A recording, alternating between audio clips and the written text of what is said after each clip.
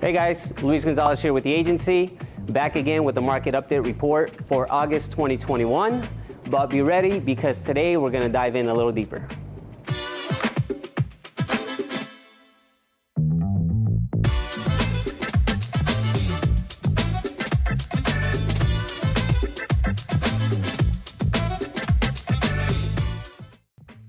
So here we have the Cromford report showing the supply versus demand. In the middle, we have the market index. At 100, we're at a balanced market. As you can see, we're way over that. On the left-hand side, we have supply, which rose up a little bit.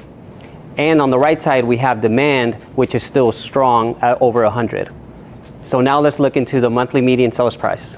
So guys, look at the difference between 2019 and 2021. It's crazy, with the biggest growth coming from last year to now.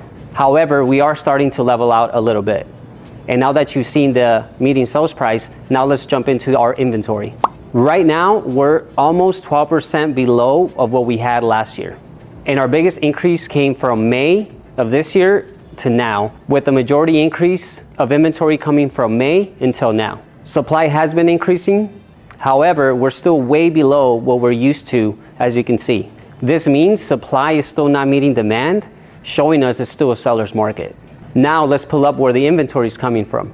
So looking at the slide, we can see that most of the inventory is coming between the $400,000 and $500,000 price range. But why?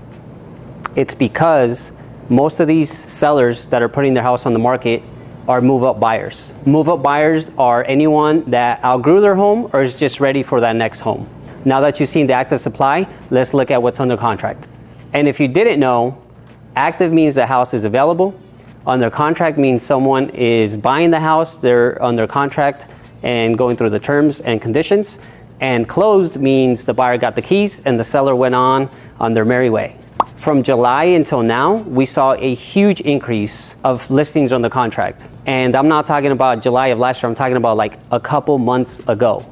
All these listings under contract means there's a lot of activity within this price point. Now let's look at homes sold over the listing price. Of all the homes sold this year, half of them sold over what they were listed for.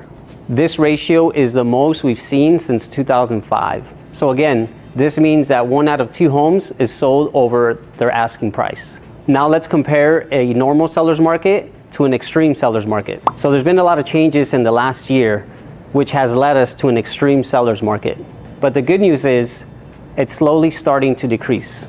So if you're thinking about selling, now is a great time to do it. So I know I covered a lot, so let's take some time to review and summarize all of this. So to summarize, the extreme seller's market has gone from insane to a frenzy. So demand is rising again and is being driven by investors and iBuyers, which are like the Zillows and Open Doors and OfferPads. On the luxury side, contracts are down seasonally, but still high overall. So it's still a great time to sell. And appreciation is slowing down, but still amazing with 28.3% appreciation rate, which is well above our average. So for buyers, think about it like this. Due to price increase, for the same amount of money, you're getting a smaller home this year than you would have last year. So the question is it still a good time to buy? And the answer is yes, for the following reasons. Interest rates are low, there's an increase in supply, and the extreme seller's market is slowing down. So guys, that wraps it up. I know we covered a lot. So if there's any questions, please feel free to reach out to me. I'm more than happy to help, and stay tuned for more.